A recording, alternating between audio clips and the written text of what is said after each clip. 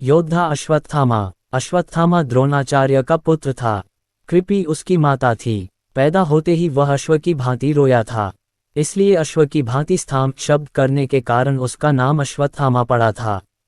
वह बहुत ही क्रूर और दुष्ट बुद्धि वाला था, तभी पिता का उसके प्रति अधिक स्नेह नहीं था। धर्म और न्याय के प्रति उसके हृदय में सभी प्रेरणा नहीं होती थी और न वह किसी प्रकार का आतताईपन करने में हिचकता था। उसका बचपन बड़ी ही कठिनाइयों के बीता था। उसके पैदा होने के समय द्रोणाचार्य बहुत निर्धन थे। उनके पास अपनी पत्नी और बालक के पालन पोषण के लिए भी पर्याप्त धन नहीं था। दूध के लिए एक गाय तक नहीं थी। एक दिन अश्वत्थामा बहुत भूखा था। उसने अपनी मां कृपि से दूध मांगा। कृपि बालक की हट देखकर दुखी होने लगी और वह उसको किसी तरह से बहलाने पुचकारने लगी, लेकिन अश्वत्थामा हट पकड़ गया। अंत में कृपि ने चावल धोकर सफ़ेद पानी बालक को पीने के लिए दे दिया। अश्वत्थामा ये जानता ही नहीं था कि दूध और पानी में क्या अंतर होता है। उसने दूध समझकर उसको पिया और उसमें से कुछ को बचाकर वह ऋषि पुत्रों को दिखाने के लिए गया।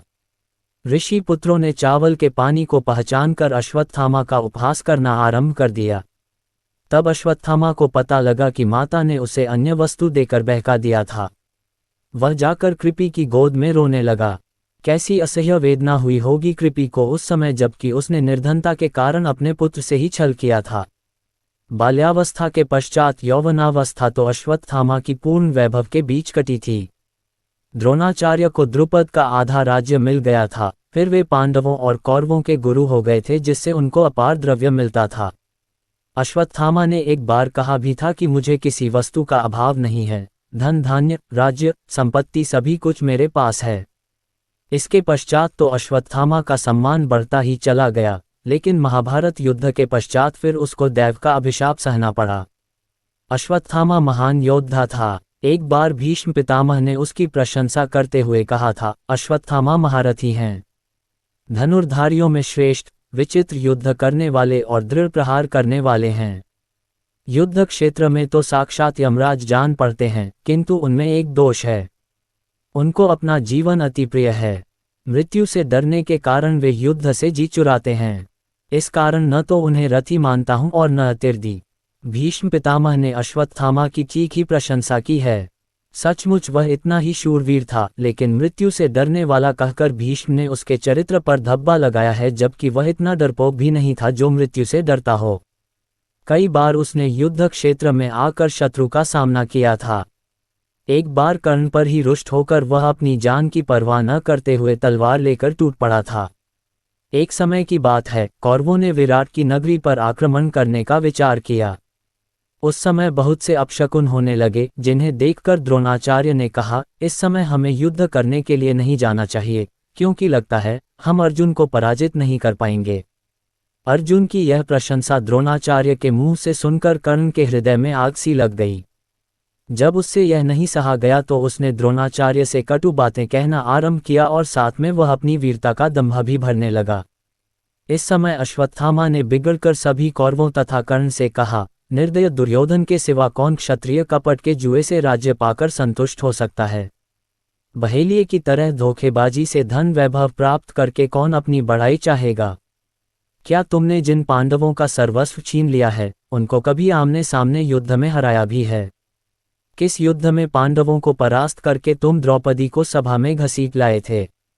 कर्ण, तुम आज अपनी वीरता का दम भरते हो। मैं कहता हूँ, अर्जुन बल और पराक्रम में तुमसे कहीं अधिक श्रेष्ठ है। इसके पश्चात फिर वह दुर्योधन की ओर मुड़कर कहने लगा, तुमने जिस प्रकार जुआ खेला, जिस प्रकार द्रौपदी को सभा में घसीट कर लाए और जिस प्रकार इंद्रप्रस्थ का राज्य तुमने हड़प लिया, उसी प्रकार अब अर्जुन का सामना करो। क्षत्रिय धर्म में निपुण चतुर जुआरी तुम्हारा मामा भी आकर अपना पराक्रम दिखाए। कोई भी तुम में से जाकर उस पराक्रमी अर्जुन से मुकाबला करे। मैं उससे युद्ध नहीं करूंगा। हाँ, विराट अगर युद्धस्थल में आए तो उसका सामना मैं अवश्य करूंगा। अश्वत्थामा की बातें सुनकर सभी लोग चुप हो गए। ऐसा साहसी और निर्भीक था अश्वत्थामा। भीष्म के अंतिम शब्द उसके चरित्र पर ठीक नहीं उतरते। पता नहीं किस अवसर पर भीष्म ने इस प्रकार का निर्णय किया था। एक बार फिर अश्वत्थामा की कर्ण से कहा सुनी हो गई थी। जब द्रोणाचार्य कौरवों की सेना के सेनापति थे तब पांडवों की सेना का वेग देखकर दुर्योधन ने कर्ण से कहा था, वीरवर कर्ण, तुम मेरे मित्र हो, देखो कौरव सेना का किस बुरी तरह से पांडव संहार कर रहे हैं। यही मित्रता का परिचय देने का उचित अवसर है, कुछ करके दिखाओ। दुर्योधन की बातें सुनकर कर्ण अपने पराक्रम की दींग हाँकने लगा। वह कहने लगा, अर्जुन मेरे सामने आकर क्या युद्ध करेगा, उसको तो मैं क्षण भर में परास्त कर सकता हूँ। उसकी क्या सामर्थ्य कि मेरे तीक्ष्ण बाणों का सामना कर पाए। मैं उसको युद्धस्थल में धराशायी करके अपनी सच्ची मित्रता का परिचय दूंगा। कृपाचार्य कर्ण की ये बातें सुन रहे थे। उन्हें बहुत बुरा लग रहा था। उन्होंने इस दंभ के लिए कर्ण को फटकारा भी, उन्होंने कर्ण को बुरा भला भी कहा। यहाँ तक कि उन्होंने कह डाला कि अगर अब की बार जीभ चलाई तो इसी तलवार से काट दूंगा। कृपाचार्य अश्वत्थामा के मामा थे और वैसे भी कौरव पांडवों के गुरु थे और वृद्ध पुरुष थे, इसी कारण अश्वत्थामा उनका अपमान न सह सका। उसने क्रोधावेश में आकर कर्ण से कहा, सूतपुत्र, तू बड़ा अधम है, अपने सामने किसी को कुछ समझता ही नहीं, स्वयं अपने मुंह से अपनी बड़ाई करता है। जिस समय अर्जुन ने जयद्रथ को मारा था उस समय तेरी वीरता कहाँ सो रही थी। अगर सच्चा शूरवीर था तो उस समय आकर पराक्रमी अर्जुन का सामना करता और उसको धराशायी करके जयद्रथ के प्राण बचाता। ये कटु वचन सुनकर कर्ण को गुस्सा आ गया। वह उठ खड़ा हुआ। इधर अश्वत्थामा भी तलवार खींचकर उस पर झपट पड़ा। उस समय झगड़ा बढ़ते देख दुर्योधन और कृपाचार्य ने आकर बीच बचाव कर दिया। दुर्योधन ने दोनों को समझाया और कहा, शूरवीरों, तुम ही तो मेरी सारी शक्ति हो, फिर इस तरह आपस में लड़कर इस शक्ति को क्यों नष्ट करना चाहते हो। इस घटना को देखने से पता चलता है कि अश्वत्थामा बड़े खरे स्वभाव का था। वह चाटुकारिता में विश्वास नहीं करता था। दुर्योधन तक को अपशब्द कहने में वह नहीं डरता था। फिर कैसे कह सकते हैं कि अश्वत्थामा काय था, लेकिन बाद में चलकर तो उसने चोरों की तरह इस प्रकार के आत्ताई जैसे कर्म किए कि उनसे उसकी सारी शूरता पर पानी फिर गया और वह घृणित और क्रूर समझा गया। उसने द्रौपदी के 5 पुत्रों को उस समय मारा था जब वे अचेत सो रहे थे, लेकिन क्यों वह इतना क्रूर और बर्बर पिशाच जैसा हो गया, इसके पीछे कारण है। उसके पिता की हत्या भी अन्यायपूर्वक की गई थी। जब द्रोणाचार्य ने धर्मराज युधिष्ठिर से मुंह से ये सुन लिया कि अश्वत्थामा मारा गया तो उन्होंने शस्त्र त्याग दिए और योग धारण करके अपने रथ पर बैठ गए। तभी धृष्टद्युम्न ने आकर उनका सिर काट डाला। द्रोणाचार्य को अपने किए का फल मिला था, क्योंकि उन्होंने भी तो निहत्थे अभिमन्यु का इसी प्रकार वध करवाया था। लेकिन जब अश्वत्थामा को पिता के इस प्रकार अन्यायपूर्ण वध की बात मालूम हुई तो उसको बड़ा दुख हुआ और उसने क्रोध में जलकर पांडवों और पांचालों को नष्ट कर डालने की प्रतिज्ञा कर डाली। दुर्योधन ने उसे और भी इसके लिए उत्तेजित किया। अश्वत्थामा को युधिष्ठिर पर भी बड़ा क्रोध आ रहा था, क्योंकि वह उस व्यक्ति से कभी भी ऐसे झूठ की आशा नहीं करता था। उसने उसी क्षण अपनी भुजा उठाकर कहा, आज इस अन्याय के बदले पांडवों के शव पृथ्वी पर पड़े मिलेंगे। मैं नारायणास्त्र का प्रयोग करूंगा, जिसे मेरे सिवा और कोई नहीं जानता। उसी के द्वारा मैं आज शत्रु के सारे गर्व को चूर करूंगा और उनको सदा के लिए इस पृथ्वी से मिटा दूंगा। दूसरे दिन अश्वत्थामा ने उसी नारायणास्त्र का प्रयोग कर दिया। पांडवों की सेना में उसके कारण हाहाकार मच उठा। असंख्य वीर योद्धा क्षत होकर पृथ्वी पर गिर पड़े। उस अस्त्र को रोकने की किसी में भी सामर्थ्य नहीं थी। इधर पांडवों के बीच द्रोणाचार्य की मृत्यु पर आपसी विवाद उठ खड़ा हुआ था। इस प्रकार अन्यायपूर्वक गुरु का मारा जाना अर्जुन और सात्यकी को अच्छा नहीं लगा। वे दोनों धृष्टद्युम्न को बुरा कहने लगे। गुरु की मृत्यु का उन्हें बड़ा शोक हुआ, यहाँ तक कि सात्यकी तो गदा तानकर धृष्टद्युम्न को मारने के लिए आगे बढ़ाया। उस समय श्री कृष्ण का संकेत पाकर भीमसेन ने जाकर उसे किसी तरह रोका, क्योंकि इधर तो अश्वत्थामा पांडव सेना का संहार करता हुआ आ रहा था और उधर आपस का झगड़ा बढ़ता चला जा रहा था। इस सब से सर्वनाश की आशंका थी।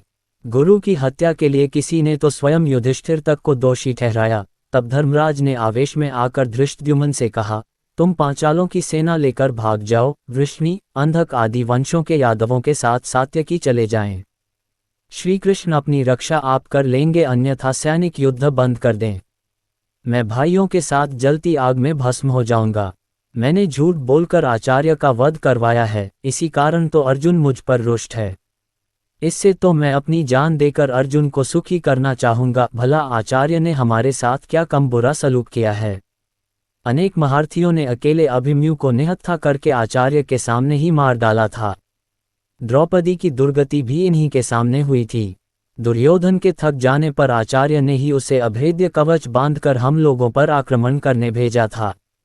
जयद्रथ की रक्षा करने में उन्होंने क्या कुछ नहीं उठा रखा था। मेरी विजय के लिए प्रयत्न करने वाले सत्यजित आदि पांचालों और उनके भाई बंधुओं के प्राण आचार्य ने ही ब्रह्मास्त्र चलाकर लिए थे। कौरवों ने जब हमें अधर्मपूर्वक बाहर निकाल किया था, तब भी आचार्य ने हमें सामना करने से रोका था। भला आचार्य ने हमारा कौन सा उपकार किया? युधिष्ठिर के आवेश को देखकर सभी योद्धा एक साथ थमसे गए। ठीक ही कहा था धर्मराज ने, क्योंकि द्रोणाचार्य यद्यपि थे तो गुरु, लेकिन कुटिलता और क्रूरता उनमें भी थी। पक्षपात भी उनके अंदर था। युधिष्ठिर के आवेश में समय बीतता रहा और अश्वत्थामा द्वारा छोड़ा हुआ नारायणास्त्र और भी अधिक प्रचंड होता गया। तब श्रीकृष्ण ने सभी सैनिकों को युद्ध करने से रोककर कहा, वीरों, ये नारायणास्त्र अति प्रचंड है, इसका सामना कोई नहीं कर पाएगा। अतः तुम सभी शस्त्रास्त्र रखकर अपने वाहनों से उतर पड़ो। पृथ्वी पर लेट जाने से तुम इस प्रचंड अस्त्र की मार से अपने आप को बचा सकोगे। यदि कोई वीरता का दम्भ भरकर इस अस्त्र का सामना करने का प्रयत्न करेगा तो यह और भी अधिक प्रबल हो जाएगा। श्री कृष्ण की बात मानकर सभी योद्धा अपने अपने वाहनों से उतरकर पृथ्वी पर लेट गए, लेकिन भीमसेन के मस्तिष्क में श्री कृष्ण की बात नहीं बैठी। वह फिर भी अपनी वीरता बखानता हुआ बोला, मैं बाण चलाकर, गदा मारकर इस अस्त्र को विफर कर दूंगा। भयभीत होने की कोई आवश्यकता नहीं है, आज मैं अपना पराक्रम दिखाऊंगा। उसने अर्जुन से भी गांडीव उठाने के लिए कहा, लेकिन अर्जुन ने कह दिया कि वह गौ, ब्राह्मण और नारायणास्त्र के विरुद्ध गांडीव का कभी प्रयोग नहीं करेगा। अर्जुन की बात सुनकर भीमसेन क्रुद्ध होकर अश्वत्थामा की ओर झपटा। उसने बाण वर्षा से अश्वत्थामा का रथ छिपा दिया, लेकिन इससे नारायणास्त्र और भी अधिक प्रचंड हो गया। उस समय अर्जुन और श्री कृष्ण ने आकर भीमसेन के हाथ से अस्त्र छीने और उसको रथ से उतार लिया। इसके पश्चात नारायणास्त्र शांत हुआ और इस तरह पांडवों का सर्वनाश होते होते बच गया। नारायणास्त्र के शांत हो जाने पर दुर्योधन ने फिर अश्वत्थामा से उसी अस्त्र के प्रयोग के लिए कहा था, लेकिन अश्वत्थामा ने दोबारा उसे नहीं चलाया। उसके बाद उसने पांडव सेना से भीषण युद्ध किया और उस बीच उसने अमोघ आग्नेयास्त्र का प्रयोग किया। उसका विचार अर्जुन और कृष्ण सहित सारी पांडव सेना को नष्ट कर देने का था, लेकिन अर्जुन ने शीघ्र ही ब्रह्मास्त्र का प्रयोग करके उस अस्त्र को शांत कर दिया, किंतु फिर भी क्षण भर में ही आग्नेयास्त्र पांडवों की एक अक्षौहिणी सेना को तो भस्म कर गया। जब अश्वत्थामा का कुछ भी वश नहीं चला, तो वह निराश होकर युद्ध भूमि से लौट पड़ा और धनुर्विद्या की निंदा करने लगा। रास्ते में उसे महर्षि व्यास मिले। उन्होंने उसे बहुत समझाया और कहा, नादान, अर्जुन और श्री कृष्ण को मारने की सामर्थ्य किसमें है, जो तू व्यर्थ अपनी निष्फलता पर इतना खेद करता है। व्यास जी के समझाने से अश्वत्थामा के हृदय का संताप मिट गया। महाभारत युद्ध के अंत में हमें अश्वत्थामा मिलता है। कौरव वंश के सभी प्रमुख योद्धा धराशायी हो चुके थे, केवल दुर्योधन शेष था। अंतिम सेनापति वही था। पांडव सेना बड़ी वेग से बढ़ रही थी। उसकी मार से घबराकर कौरव सेना पीछे भागने लगी, यहाँ तक कि दुर्योधन के भी पैर उखड़ गए थे। वह भी जाकर द्वैपायन सरोवर में छिप गया था। चारों ओर पांडव वीर दुर्योधन को खोजने लगे और जब उनको पता चला कि वह तो जाकर सरोवर में छिप गया है, तो सरोवर के किनारे पहुंचकर उन्होंने दुर्योधन को काय कहकर ललकारना प्रारंभ किया। दुर्योधन चुनौती सुनकर बाहर निकल आया और भीमसेन से उसका गदा युद्ध हुआ। उस युद्ध में भीमसेन ने कृष्ण के इशारे से उसकी जांघ पर गदा मारी, जिससे वह आहत होकर पृथ्वी पर गिर पड़ा, लेकिन ये कार्य युद्ध के नियमों के विरुद्ध था। भीमसेन के इस अन्याय को देखकर अश्वत्थामा को बड़ा क्रोध आया। दूसरी बार फिर उसने पांडवों का अन्याय देखा था। दुर्योधन असह्य पीड़ा से कराहता हुआ पृथ्वी पर पड़ा था। उस समय कृतवर्मा और कृपाचार्य भी वहां उपस्थित थे। सभी को इस अन्याय पर क्रोध आ रहा था। अश्वत्थामा से नहीं सहा गया तो उसने हाथ उठाकर प्रतिज्ञा की कि वह पांडवों का इसी प्रकार नाश करके ही संतोष की सांस लेगा। दुर्योधन ने अश्वत्थामा की प्रतिज्ञा सुनी तो उसे ऐसा लगा कि मानो अभी कौरव पक्ष में और जान बाकी थी। तुरंत ही उसने कृपाचार्य से कहकर अश्वत्थामा का सेनापति पद पर अभिषेक करा दिया। अश्वत्थामा ने इस उत्तरदायित्व को संभाल तो लिया, लेकिन अब सेना भी तो नहीं बची थी, इसलिए अपना वचन पूरा करने के लिए उसे अपनी शक्ति का ही भरोसा था। वहां से तो अश्वत्थामा, कृपाचार्य और कृतवर्मा तीनों व्यक्ति वन की ओर चले गए, क्योंकि उनके ठहर जाने पर पांडवों के आमने सामने युद्ध होने की आशंका थी, जिसके लिए पर्याप्त शक्ति उनके पास नहीं थी। अश्वत्थामा वन के एकांत में पांडवों से किसी प्रकार बदला चुकाने की बात सोचने लगा। एक तो पिता का वध और फिर उस राजा का अन्यायपूर्वक वध, जिसके लिए उसने अपने जीवन को समर्पित किया था, उसके हृदय को और भी अधिक उत्तेजित करने लगा। वह किसी प्रकार पांडवों का सर्वनाश कर डालना चाहता था, लेकिन इतनी शक्ति न होने कारण कोई ठीक योजना नहीं बन पाती थी। सोचते सोचते रात हो गई, लेकिन फिर भी उसको नींद नहीं आई। जब रात के 1-2 पहर निकल गए तो उसने देखा कि उसी बरगद के पेड़ पर, जिसके नीचे वह लेटा हुआ था, एक उल्लू आया और सोते हुए कौओं का शिकार करने लगा। कौओं के बीच कोलाहल मच गया, लेकिन उल्लू ने बहुत से कौओं को मार दिया। अश्वत्थामा ये सब कुछ देखता रहा। तभी उसके मस्तिष्क में एक विचार आया कि यदि वह पांडवों से आमने सामने आकर मुकाबला करेगा तब तो वह उनको पराजित न कर सकेगा और न उनकी कोई विशेष हानि हो सकेगी। इसलिए जिस प्रकार अकेले उल्लू ने आकर नींद में असावधान कौओं को मार मार कर फेंक दिया है, उसी प्रकार यदि वह भी जाकर पांडवों का रात्रि के समय संहार करे तो उसकी प्रतिज्ञा पूर्ण हो सकती है। यद्यपि रात्रि में सोए हुए शत्रु पर आक्रमण करना युद्ध के नियमों के विरुद्ध था, लेकिन अश्वत्थामा तो इन नियमों का उल्लंघन पांडवों की ओर से देख चुका था। इसलिए उसने इसकी तनिक भी चिंता नहीं की और इसी प्रकार पांडवों को नष्ट करने का दृढ़ निश्चय कर लिया। प्रातःकाल उसने कृपाचार्य और कृतवर्मा को अपनी यह योजना बताई, लेकिन उन दोनों ने इसका विरोध किया। कृपाचार्य धर्म और नीति की बातें करने लगे। इस पर अश्वत्थामा को क्रोध आ गया और वह दोनों को बुरा भला कहने लगा। अंत में दोनों को उसकी बात माननी पड़ी। तीनों अपने विचारों में पूरी तरह दृढ़ होकर पांडवों के शिविर के पास आए। अश्वत्थामा एकाएक सोती हुई पांडव सेना पर टूट पड़ा। अनेक को उसने अपनी तलवार से मौत के घाट उतार दिया और जो घबराकर बाहर भागते थे उनको कृपाचार्य और कृतवर्मा मार डालते थे। इस प्रकार तीनों ने मिलकर बाहर और भीतर असंख्य योद्धाओं को मार डाला और इसके पश्चात शिविर में आग लगा दी, जिससे चारों ओर हाहाकार मच उठा।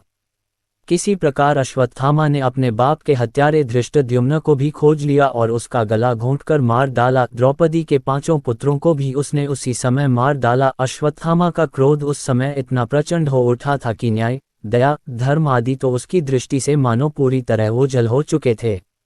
वह तो बर्बरता और निर्दयता का खेल रहा था। उस समय 5 पांडव, श्री कृष्ण और सात्यकी शिविर में नहीं थे। कौरवों के पराजित होने पर जब पांडवों ने उनके शिविर पर अधिकार किया था, तो उन्हें अपार कोष, सोना, चांदी, रत्न, आभूषण, वस्त्र, दास दासी आदि अनेक वस्तुएं मिलीं, जिन पर उन्होंने अपना अधिकार कर लिया। पूर्ण प्रसन्नता के साथ जब सभी शिविर में सोने के लिए जाने लगे तो कृष्ण ने युधिष्ठिर से कहा कि हम लोगों को आज कल्याण कामना से शिविर के बाहर रहना चाहिए। इसी कारण वे बच गए, नहीं तो पता नहीं महाभारत युद्ध का क्या अंत होता। लेकिन फिर भी रात्रि के समय जैसा हाहाकार इस समय अश्वत्थामा के उपद्रव के कारण हुआ, वैसा पहले कभी नहीं हुआ।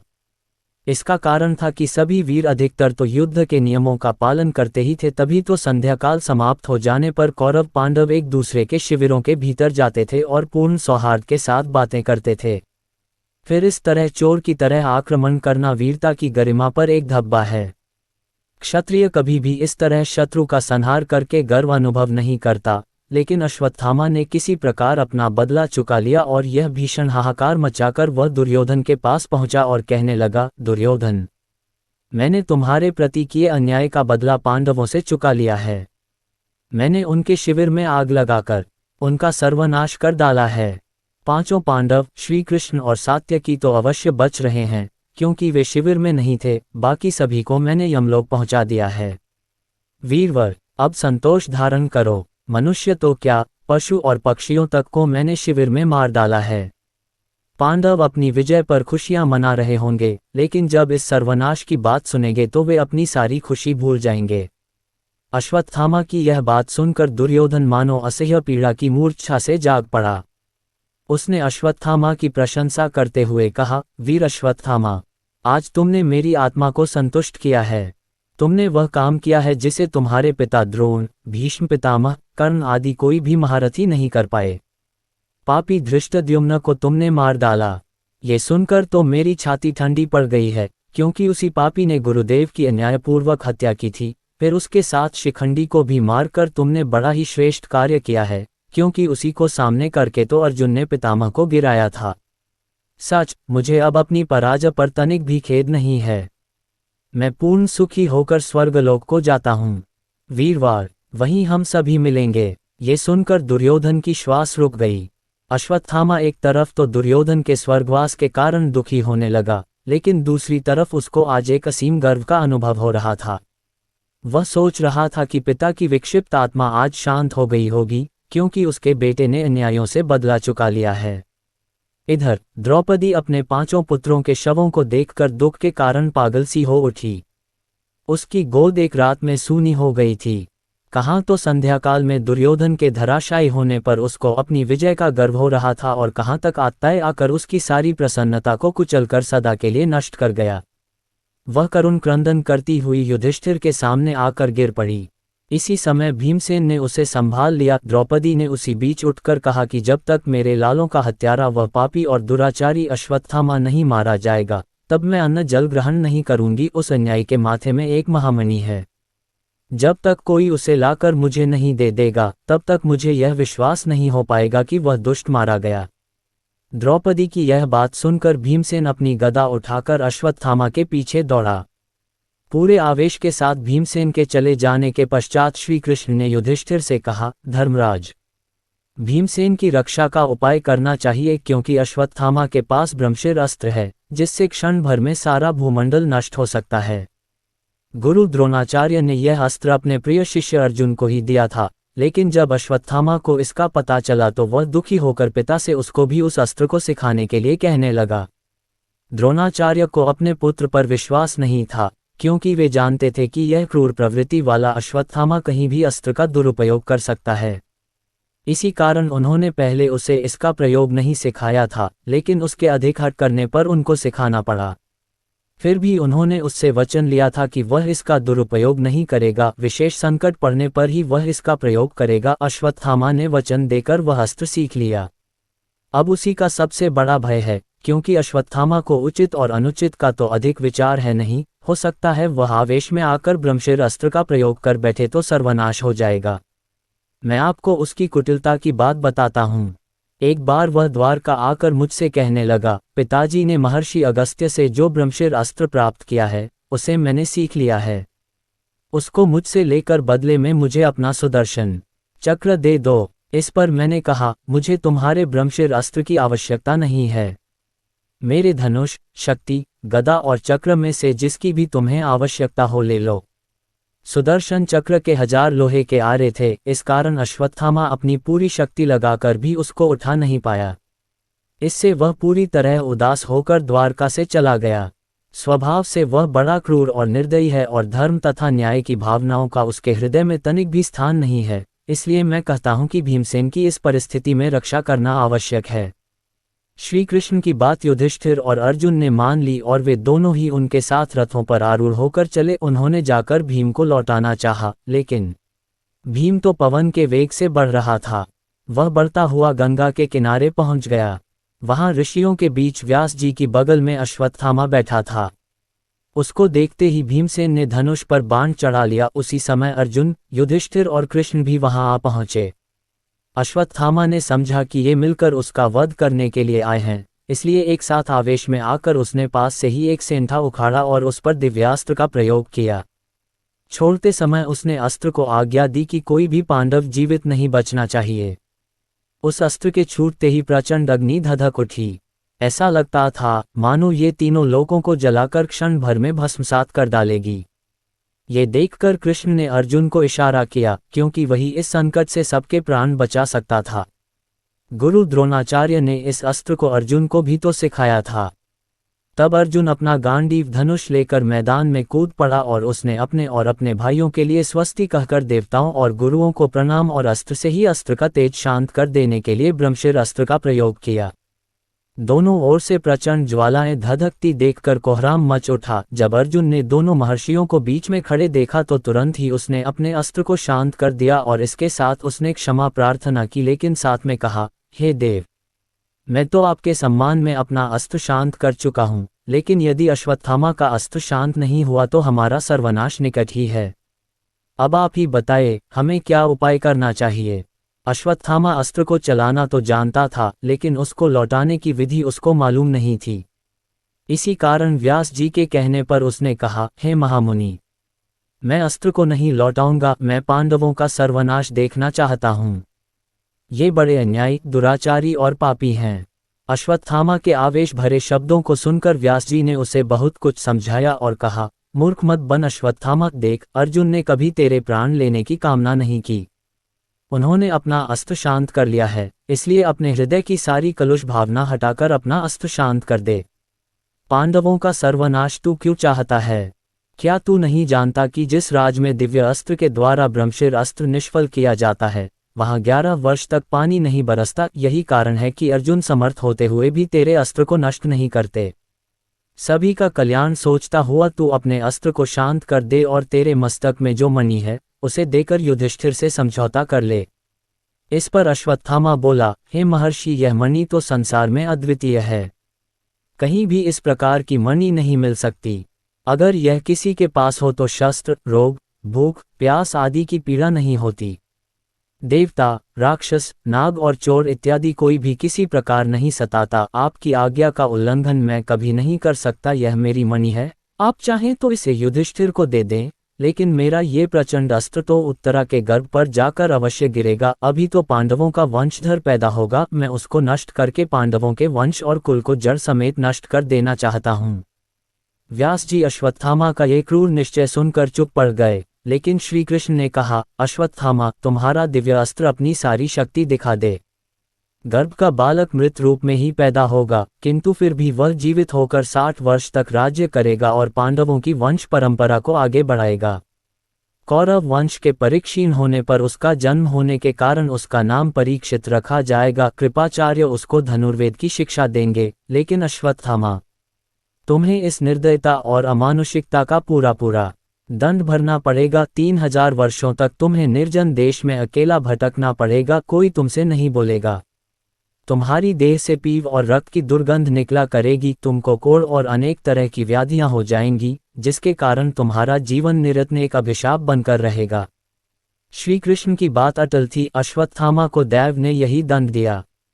मणि उससे छीन ली जाती है। द्रौपदी को अश्वत्थामा पर बड़ा आक्रोश था। वह उससे अपने पुत्रों के वध का बदला चुकाना चाहती है और इसी प्रकार भीमसेन भी पूरी तरह क्रोधयुक्त होकर उसका वध करना चाहता है, लेकिन युधिष्ठिर करुणा करके उसे छोड़ देते हैं और वह अपने भाग्य पर दुखी होता हुआ वन की ओर चला जाता है। कहते हैं उसको अमरता प्राप्त थी, इसलिए आज भी कहीं कहीं यह विश्वास प्रचलित है कि अश्वत्थामा एक दीन भिखारी का सा रूप धारण करके नगर के भीतर आता है, लेकिन कोई उसे पहचान नहीं पाता। इस तरह अश्वत्थामा का जीवन सदा के लिए अभिशाप बन गया। उसकी क्रूरता और निर्दयता का यही परिणाम था। अंत में यही कहा जा सकता है कि जैसा अमानुषिक कृत्य अश्वत्थामा ने द्रौपदी के 5 पुत्रों को मारकर किया, वैसा तो शायद महाभारत के किसी पात्र ने नहीं किया। ये बड़ा नीचतापूर्ण घृणित कार्य था। इसीलिए चाहे अश्वत्थामा कितना ही बड़ा योद्धा था और धनुर्विद्या में पारंगत था, लेकिन उसके प्रति मनुष्य के हृदय में सम्मान की भावना जागृत नहीं होती। यही कहना पड़ता है कि वह एक प्रकार का नर पिशाच था, जो प्रतिशोध की आग में पूरी तरह अंधा होकर नीच से नीच कार्य कर सकता था। रात्रि में असावधान और निहत्थे सैनिकों पर उसका हमला करना महाभारत युद्ध की सारी गरिमा को नष्ट कर देता है। उस विशाल युद्ध के बारे में आज तक कथाएं चली आती हैं कि वे सच्चे योद्धा थे, जो दिन भर संग्राम करते थे और संध्याकाल समाप्त होते ही एक दूसरे के शिविरों में आकर आपस में गले मिलते थे। यही आज के युद्ध में और उस महाभारत के युद्ध में अंतर था। उसमें छल और कपट कम था, लेकिन अश्वत्थामा ने छल से रात्रि को चोर की भांति आक्रमण करके उस गरिमा को नष्ट कर दिया। सचमुच वह उल्लू की तरह क्रूर और निर्दयी था।